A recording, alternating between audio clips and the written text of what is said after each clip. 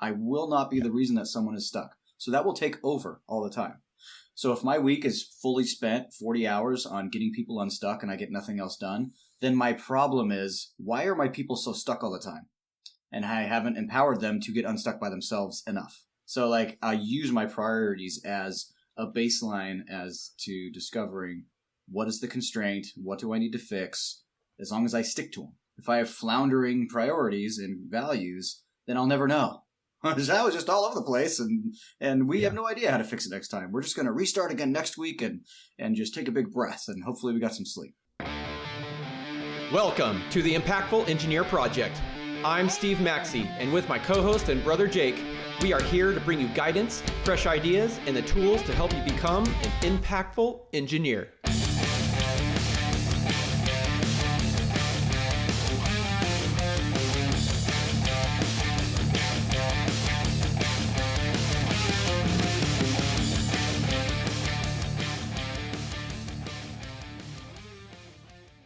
Welcome to the Impactful Engineer, you jerk.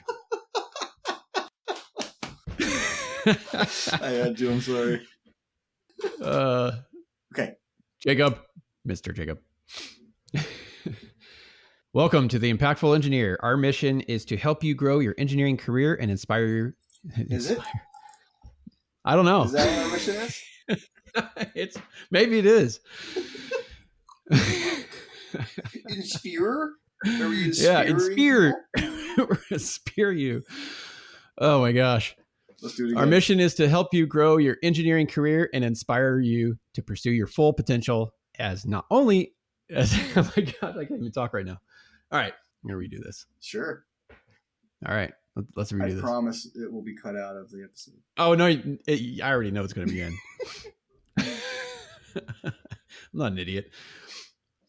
Welcome to the Impactful Engineer. Our mission is to help you grow your engineering. Oh my gosh, I can't talk. You just do it. Welcome to the Impactful Engineer. Our mission is to help you grow your engineering career and inspire you to pursue your full potential, not only as an engineering professional, but as a member of your greater community. That's Steve, the guy that can't talk. He's a mechanical engineering manager in new product development for Klein Tools. And I am Jake Maxey. I'm a professional electrical engineer for an MEP firm called Hallam ICS. Good job, Jake. Thank you. I appreciate you taking the clutch right there. So how you doing, man? Doing pretty good. Yeah? This week was a week full of additional activities that, as planned as they were, crunch the rest of your life. You know, it's the whole game of, well, we're going to add a bunch of stuff next week that I don't normally do because I'm trying to either stretch myself or help in the way that I think is important. And that, like, to the company specifically. Plus, 13-year wedding anniversary, spending the entire day. I actually took a day off work, which is unheard of. Spend the entire day together. And then, that's awesome. You know, just being more extra present during the week. Not that I'm not present during the week. I'm always making dinner and doing laundry and cleaning and helping. Just and more intent and behind video games and board games. Yeah. It was kind of more of a focus and extended time. So that will only crunch work. So, and then the stuff that I did during work was not my usual stuff. So yeah, that you can imagine the actual real work I have left now, and it's Friday, but still a ton to do. But we're still going to record because recording's great. And absolutely. We need to get our thoughts out there. So. Yeah. That's there awesome. You go. That's how I'm doing, man. Yeah, that sounds like a pretty fantastic week. So much fun. Yeah. How's yours? Yeah, my week was pretty interesting. Lots of good conversations. Internally, we're having a bit of some changes in our engineering department that are good changes. We have some new roles for managers, and so a lot of engineers on the team applied for those roles, right? So had a lot of good conversations with some of those candidates, and I have some ideas of things to talk about today around that. That'll be fun. Sweet. But then we also had some work emergencies that came up that kind of like you, right? Compressed some time. We had to reallocate our focus, etc. So yeah, it was a very interesting and exciting week, and I like them as long as they're not constant, right? Where you're doing this every single week for, 3 years. But I do like it when you get these extra test days and extra challenges to, figure out if you have the right stuff. I use it as a trigger to then go, all right, here we go. Let's hey, let's it's see if on, I actually right? know what the fuck I'm talking about. Yeah, exactly. Right. And so it's exciting. Yeah. I think it was a good week overall. Just some dynamic things that took some agility, which is good. Cool. Yeah, we kind of lined up on that. Like, no wonder I didn't hear from you like this entire week. I know. So you still got your Instagram or your LinkedIn post out. I didn't even do that. Yeah. I'm like, nope. That's because I pre-game those. Yeah, well, good job. Before the week. Because I didn't do that. Yeah, so, but yeah, so we're gonna have an interesting podcast today because we did not have. We don't time know what the hell we're prep. talking about. Yep, and other than just so it's going to be a little more off the cuff, and we're just going to flow with it, right? Yeah. But before we get into that, this podcast does have a few episode types, right? Normally, Jake and I will get on here and present a topic that we thought about and wrote notes on, and had a lot of good action oriented items to pre-thought, right? Where we introduce the why and how around that topic, and then we give those tips to inspire some action. Occasionally, we will have some solo episodes that one of us will get on and just share our thoughts for 3 to 15 minutes or whatever it is, and try to promote some thought, right? Some deep thought or some action to just win the day. I like to think of it like what I'm trying to do recently is think about how to distill something complex into something very simple, and then try to make that like impactful. It's very hard to do, actually, which is why I'm procrastinating. It is. Yeah, and my approach lately has been, what is like more of a controversial topic, right? That I can talk to that doesn't have a right answer per se, right? I mean, there's going to be a lot of different perspectives around it, but people have strong opinions. And so that's kind of where I've been leaning into on those. Not that we've done a ton of them. I heard it on your last one, though. I like it. I think you should keep doing it. Yeah. A lot of good conversations generated from that. Exactly. If people can get past, I don't know. I feel like some people are like, oh, that's the way you think, and that's the only way you think. I'm not talking to you. You're a dumbass. Yeah. It's like, but you're missing so much good stuff. Thinking that way. You're missing the point. Yeah. All right. Yeah.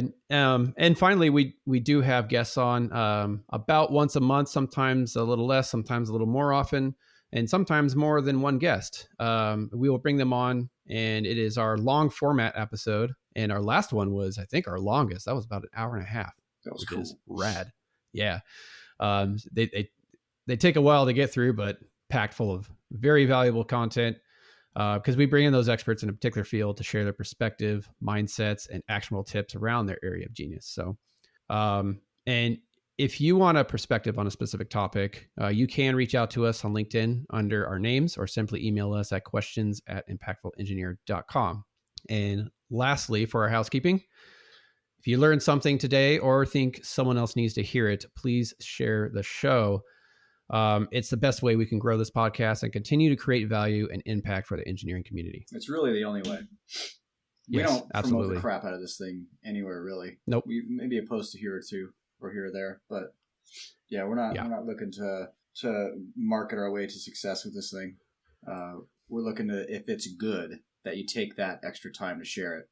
We want people to figure that out, about the podcast because it's good and that people want to spread it. Not because we're trying to build a hype or inflate it. So, and it makes us better at what we do, because when you don't actively promote it, like with ads and all that kind of nonsense, you can organically see what people are interested in listening to and hearing and thinking about, and so that helps us kind of realign what we're talking about. Yeah. So definitely, if you love what you're hearing, share it. Even if it's the specific episode. One episode out of the 100 that we'll end up doing by next year is good, and you share it or leave a review and you call out that episode, we'll be like, oh, okay, somebody actually enjoyed this episode enough to say something about it. Then we'll get a good gauge of what people really care about. as well. So if we just hear from the silent majority, nothing, Yeah. then we're just going to keep doing what we're doing because we're not stopping. It's just, Yeah. we're just going to keep going, and who knows if it's good or not. So help us out a little bit. Yeah, exactly. So back to our talking points for the day, which have practically zero notes. Let's dive into your week first. Basically, high level, right, Sure. is handling additional tasks and prioritization. Yeah, I mean that's what I would pull out of it from what I was talking about. There's a couple things other than that too that I want to hit just from the week. So I'm glad we talked about that, and here we go. So real quick on the additional tasks and prioritization, it's just that the point that I want to make there mainly is that you have to have a system set up in the first place to then handle the additional tasks, the additional going through that prioritization step. Because if you have nothing, you started with nothing, and then all of a sudden you have more work, what are you going to do? You're just going to do it, right? And then you're going to work 70 hours that week. So, and that's how old Jake did it. It was just, I just went. You go until things are done in a very linear fashion, and if more is piled on, you just do more.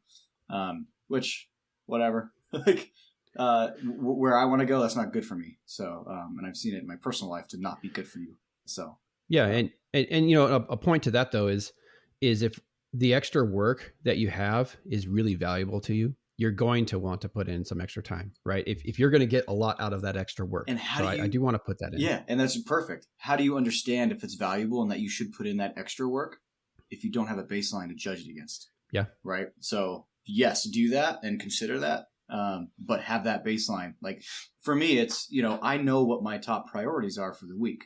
Number one is to get all of the information from the people that have it to the people that need it on my team to keep them going. I will not be the reason that someone is stuck. So that will take over all the time. So if my week is fully spent 40 hours on getting people unstuck and I get nothing else done, then my problem is, why are my people so stuck all the time?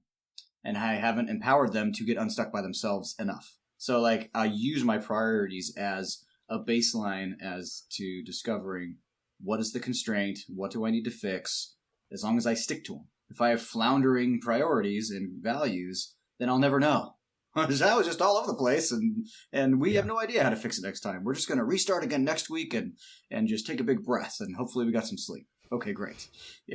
So you got to be able to figure that out. This episode is not about how to figure it out. There are, of course, instructions on how to do that, but we're not going to talk about it. So, yes, I did deploy that.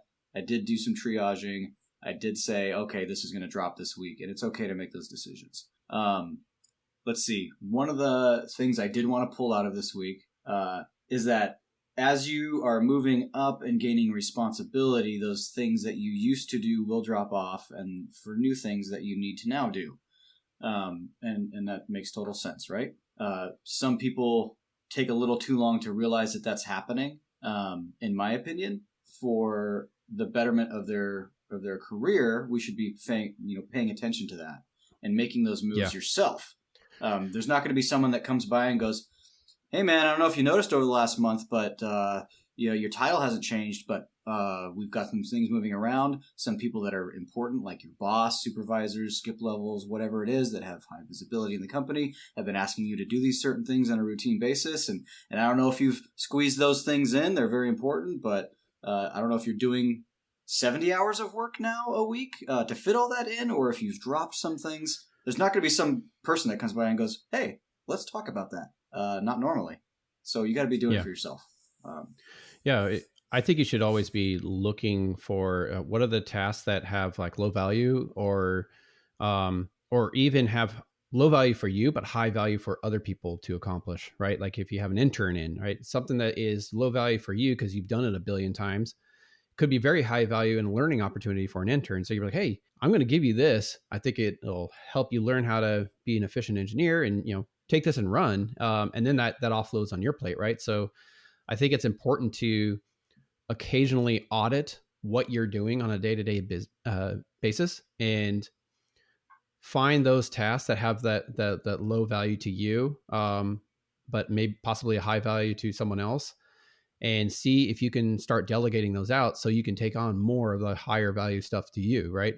Obviously, I'm separating this from value to the company because everything that is value to the company needs to get done, right? And especially when people are relying on you to do their work. But I think doing an occasional audit, whether it's about a week, once a week or once a month, to kind of reorganize and restructure like your day-to-day plan. So Yep. That's something that I've done often. Absolutely. And I won't even get into the argument about, hey, if we're going to start delegating and auditing and stuff, well, where's the time for that? And that's extra time. And then I have to follow up and I have to train, It's worth it. I'm not even going to talk about that right now. So, but the main thing that I really want to hone in on, just as part of my little spiel I get to do here, is that you should be doing that self-auditing. You should be aware that things are always changing, and the directives that are coming down to you are of varying importance. You've got to be aware of the actions that you're taking and and how that is perceived by the company. All right, so that's what I really want to hit on, because I got to thinking about it a little bit this week. One, there are additional things that I have not quite woven into my schedule because I'm not willing to give up other things that I've been doing that are very important. So like there's new things coming in that I actually do have to just go, you know what? Things are changing. You're getting this responsibility now. You have to do it. And in fact, your boss is going to be holding you accountable to those things. And so you might as well, for no other reason than to have the perception that you take what he's saying to be important, for no other reason than that, to do it, to fit it into my schedule. Now, I could drop my lowest hanging fruit, the things that I think can be dropped from my schedule, and maintain my 40-hour work week and find 2 hours a week for this new stuff and drop 2 hours of the old stuff. It's very hard because over the years I've pruned and gotten to where like what I am doing is of the utmost importance all the time. Okay. I know how to set my schedule. I know how to make maker blocks, manager blocks, meeting time blocks. I know how to do all that stuff. And when I'm working, I'm fucking working, right? Mm-hmm. It's go, baby. So when I go to drop something, it hurts a little bit for me anyway. But I have to make that decision, and that's going to collide with all of my other values. Do I increase my work week to 50 hours a week right now? I could. Do I maintain my 40 and drop? Do I figure out, well, how do I do those other things better? I can start reprioritizing again, run that 80-20 rule on all that stuff, maybe start delegating like you're talking about, Steve, but then be willing to put in the 2 to 3 months of effort to train someone else to do the things you think are important and it fits into their priorities, and then make that full transition so that when you actually transition to that other person that time, that what they're doing is actually of the value that you wanted to produce, that you were producing before. Because I could just say, oh, I'm going to delegate these things because they're important. Go do it. And it's just trash. It takes more time for them to do it. I never teach them. Yeah. I never show them exactly how I wanted it done. whatever. It's that whole delegation loop, right? But so I could do that. I could up my time for the next 2 months by the 2 hours a week and use the extra, that 42-second hour to be teaching someone else how to do it, so that it then contracts again. And I love what you said about choosing if it's something that's going to be delegating, or is this like where you deploy that 80-20 rule, right? Because there's a lot of times where you're just really focused on a project and you are putting 100% of your effort into that, and you're trying to get it to 100% perfection. And there's so much value of time availability that you can pull out of that project by just going down to the 80%, right? And then holistically, you're going to be able to execute a lot more projects because you're doing all of them at that 80% level, right? And you could even delegate just that last little bit of a project to someone else to get it to perfection if it needs to be at that point, right? Because some projects do. But what I like about what you were saying is that there's no one right answer. You have to audit again, like what makes the most sense for this specific project and the situation that I'm in. Like, do I need to still do everything I'm doing, but compress the amount of time that goes into each one of those? Or do I need to maintain the time that I'm putting in on the high importance projects and delegate other projects off? Or do I just let shit slip? Yep. Right. So there's multiple ways to approach it. And the right answer is going to be very situational. And that's something I wanted to reiterate, because I think that's like the real right answer is that there is no right answer. You have to find what that right answer is. That's so right, dude. And it's, I don't know, I'll make one point off of what you said, and that's like, this is where the non-negotiables do come into play. Yep. And I have some of those, and it's like, I will not let this drop. So, okay, sure, I'll be working more than my 40 hours a week this week until I can figure it out. Because there are certain things that I will not allow to happen. Yep. Go do those, man. I'm yep, not saying this dump week. them. This isn't just willy-nilly, man. Yeah. You've identified those core values, and you know what you're not going to let drop. And then when you don't let them drop, guess what? You feel so good, right? And Mhm. yeah, because it just got done. That's one of the pieces of the recipe to not burning out. Because if you're willy-nilly and you're just like, you'll just convince yourself over and over again that there's no way to do this, and how can they expect me to do these things? The problem is that just nobody comes by to teach you that. Like, you know, sometimes you got to go outside of work to learn those things and go, oh yeah, we do get to do this. We do get to chop things off. We get to have this discussion. It isn't just do everything that everyone says, who, by the way, all those people that are telling you to do stuff don't talk to each other either. So they think they're the only one. They're like, hey, can't be overloaded. I'm just giving them this one little piece. Well, guess what? I've had 15 people giving me little pieces. So, you know what I mean? So you got to take it upon yourself. You can't wait for someone to come see you. That's all I want to say. But have that baseline, have those values and stuff. If you need to figure that out, go find a coach. And there's tons of them. Don't go pick up a crap one, but because there's a lot of that too. But that's a whole nother podcast. So yeah, that's a whole nother podcast. So one, you should always be looking at your priorities and seeing what you need to give up to make room for the new. The other thing I wanted to make a specific call out to is that there are people that have the power to promote you, that need you to do stuff, that expect you to do stuff, and if you don't do it, you won't get promoted, and you won't be given that nod, okay? You just won't. It's just the reality of the situation. Yeah. So do your best to make room for the things that people are looking at you to get done that have that power and that influence. Like, put down all your bullshit and just, you got to do it. It doesn't matter what you think about it either, to be honest. And something I want to add to that is you can't do this in waves. You have to do it all the time. Consistently. Yeah. And the reason why is because you never know when that discussion is with those people like, hey, we need someone to fill this critical role. And okay, who's on the team? Oh, Jake's over here. He's been kicking ass, but not so much on a regular basis, right? And Bob over there, he's been just he was a slow starter and he took forever, but now he's been consistently kicking ass. Who are they going to give the nod? There's a meter, right? Yeah, dude. There's a meter to this. Yes. So always be focused on the things that have that high visibility and keep executing on those with aggressive attention, right? Because you never know when that discussion is going to happen and when you're going to get that opportunity to move up. That's right. And yeah, I love the point about the consistency, because we're all humans and we all have shit days and we all have great days. And if you're going to if you're going to rely on someone to be having a great day to bridge that gap in that decision, like, you're going to be disappointed. You know what I mean? And not that you're thinking that, but that's kind of the reality of what's happening. Someone's making a big decision like that. Yeah, they're going to take time to think about it. They're weighing metrics and they're considering the context and talking to a bunch of people, but you can easily get into a position where the perception's down and it's just not the right time and all this other stuff, right? So just don't do things that will work against you in that arena. Like, just flat out don't do it. Don't let that be the factor.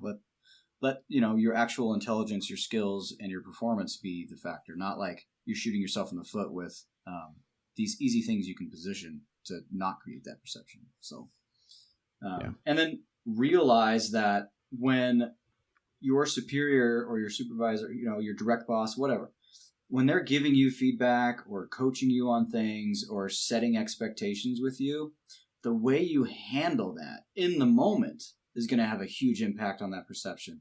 Because if it's important and they're talking to you about it, it's guaranteed they're talking to other people at or near your level about it too. And so they'll have 6 different conversations, probably even in the same day if they've blocked it out, all right, we're going to talk about financials this week, and I've got to get blah, blah, blah, blah, blah. They're getting all these people lined up. And so we're just going to hit them in sequence. Okay, that sounds good. It's a good use of time. So then Jake appears in the middle of that. Okay, we're talking about finances again. We're going to do this. We've got to do this. You've got to be showing this. Okay, great.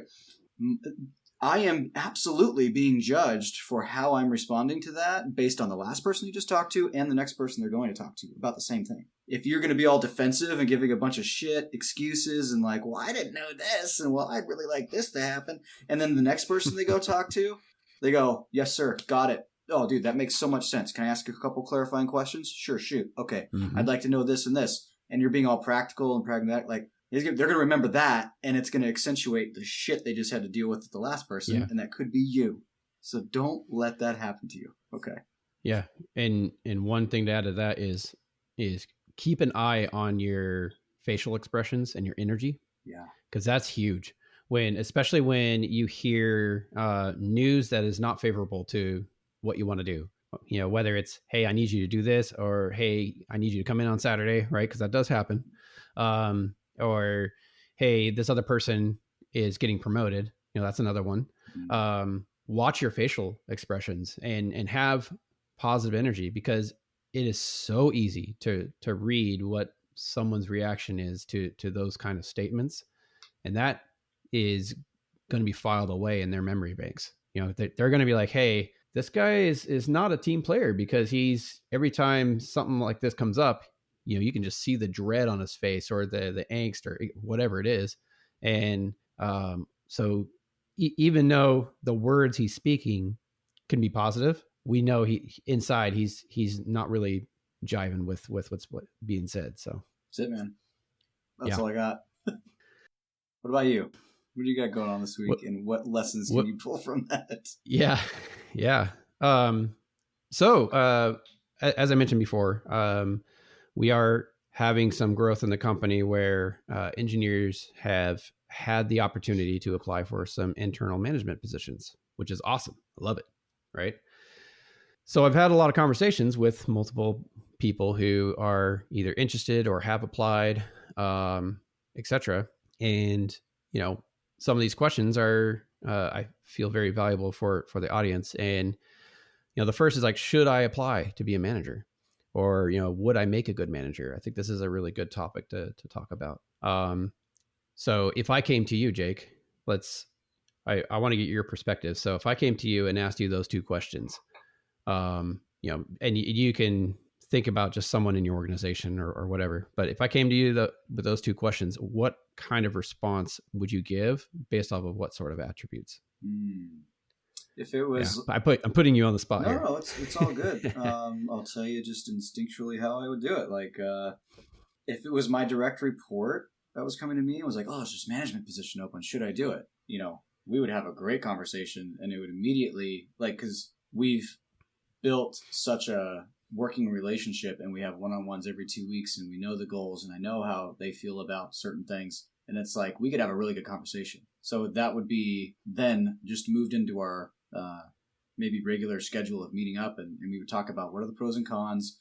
Let's talk about what you've said before about your track in your career, where you want to be, what your wants and desires are versus, you know, all these other things. And we would weigh that against this new manager position and opportunity, including who is it for in the org, because that matters. What is the path after you take that position? What are the responsibilities for what is the team size, and what are the expectations that are going to be put on this position? So we'd dive deep into that and make a really good career decision to the best of our ability.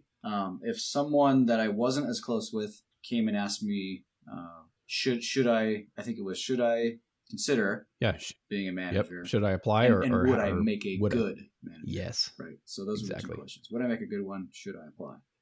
So I gave you what I would do with the direct report, but if someone new came by, man, I would tell them to approach their supervisor with the question, and I would say, hey, make it known that you're interested in this if you are, and then I would probably just give some advice around how to approach that, and maybe some things to think about before they approach their supervisor, like what, you know, I feel like I just run the list every time.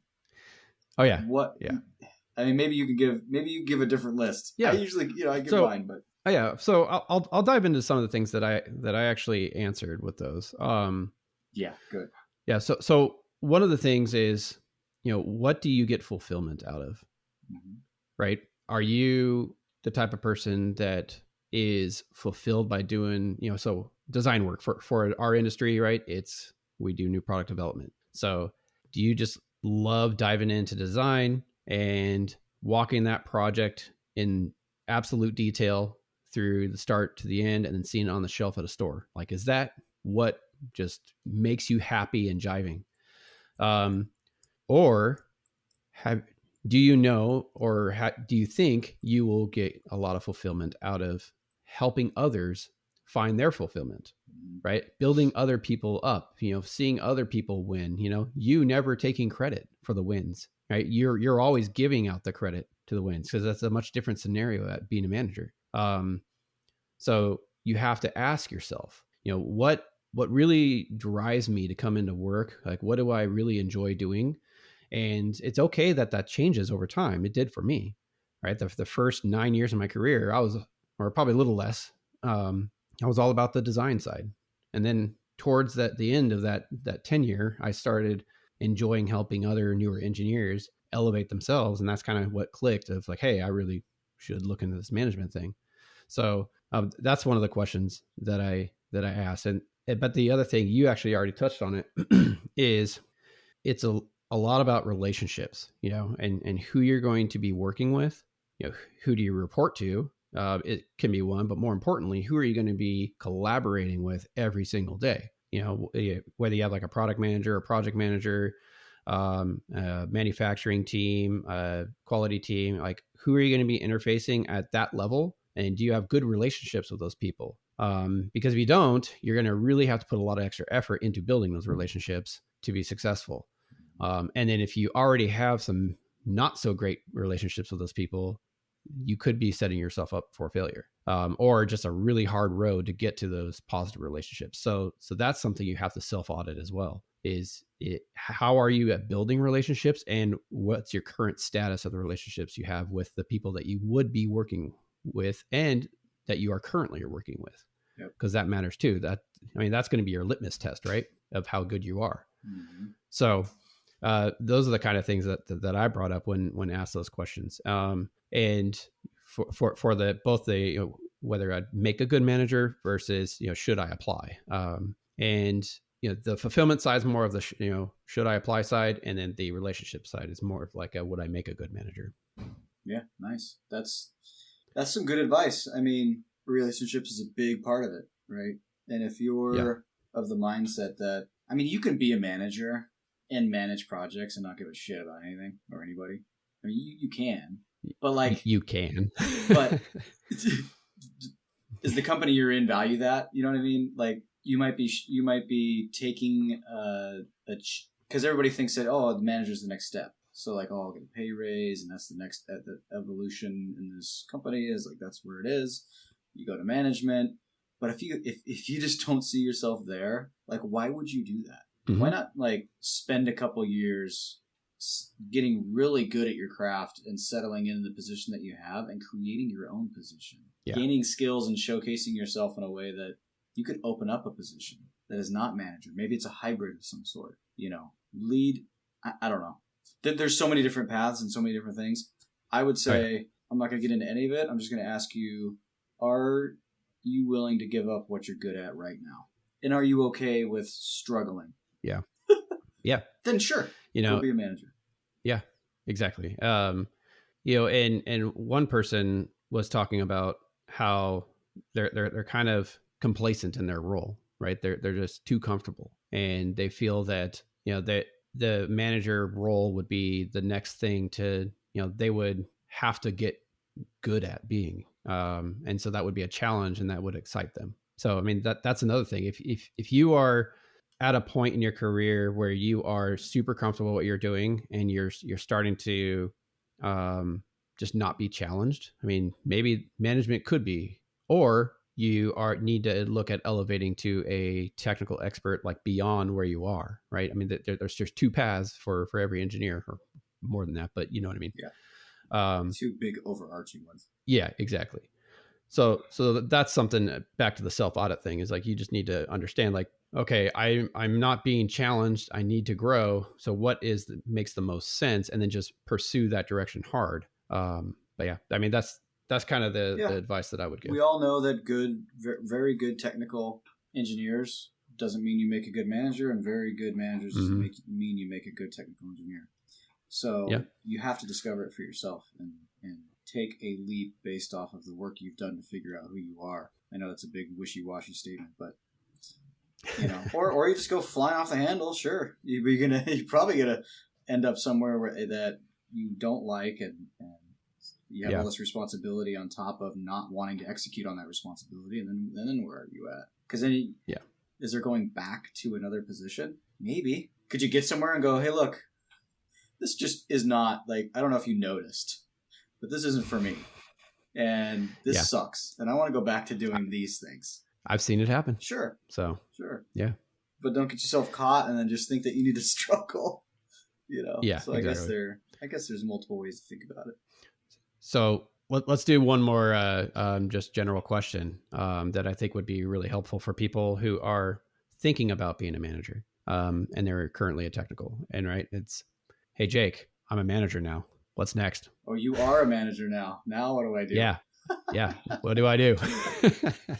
Lots of different stuff from what you did before, but just like, I don't know, remember the couple of years you put in as the person that now you're going to manage, you know? Yeah. Like that's not too big of a leap. So, I don't know, getting yourself a mentor is a good idea, you know, buddy up with you have this whole group of new peers now, you know? So you can always seek out their guidance too. There's a bazillion management books and all sorts of stuff. Really, you just got to be good at communicating and relaying expectations and information.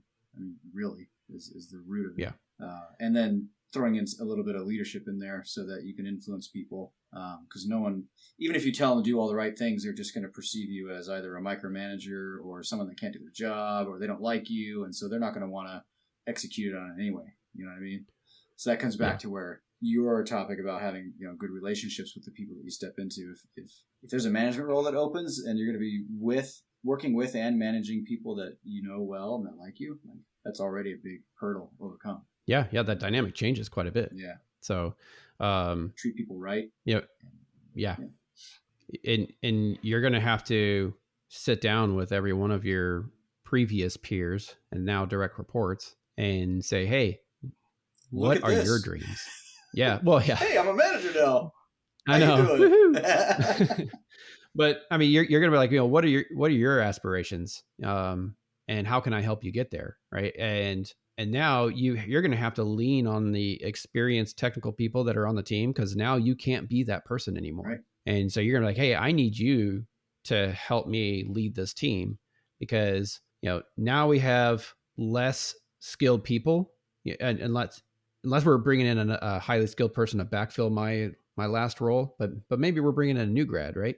So now our team is down one technical expert. So I really need your help bringing up the new hire in and getting them up to speed. And I'm going to be, you know, leaning on you to be that technical expert, because I can't be in the weeds as much as I used to be.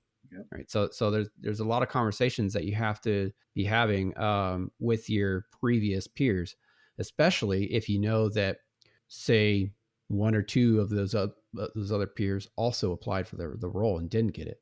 That's fun. So that's an interesting dynamic, right? Sure. Those are the ones you're going to really have to talk with about needing their support and their help, right? And sometimes, you know, this has happened in the past that in many organizations that people have so much resentment that they just start detracting from the work culture. And unfortunately, in those situations, if you're not able to turn it around quickly, you're going to have to exit the person. Yep. It happens, right? More often than not, though, they might have a week or two where they're kind of bummed, but they'll be supportive. You'll be able to lean on them and build an outstanding relationship to get the work done. Yeah. So, you know, I wanted to bring that up because it does happen, but it's not the norm. Right. Yeah, I've never been in that position before, but I imagine what I would do is have that chat with everybody, position myself as the person that wants to help them achieve everything they want to achieve. Yeah. And then kind of set the expectation at the same time, though, too. It's like, hey, I am not in control of what was positioned here, but I now am the manager, and you are not. Yes. So what we do from here is completely within our control. How we got here and the positions we're in now was not, to a large degree, right?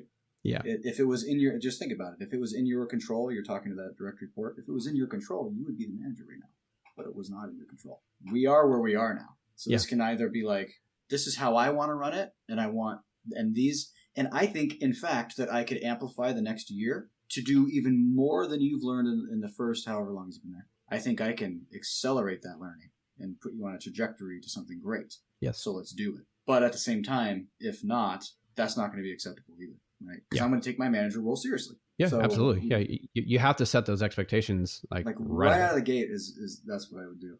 Yeah. In a collaborative manner, of course. Sure. You're not just like, this is what I expect. Yeah, no, I'm not just going to rule with an iron fist. But like, and you could be a little tactical if you want to and try to gain some points before you mention something like that, but people are largely going to be who they are at the time, at the root. People can change because I've changed, but that takes a long time. So you're not going to wait for them to change and then give them the news. This is way too late. You know what I mean? Your relationship just kind of is where it is at that point. And you've got to lay down the expectations and then back it up. So you have to show them that you're willing to go the extra mile to put your direct reports in a good position. So one of my biggest rules, which I say all the time, is that I will never be the holdup.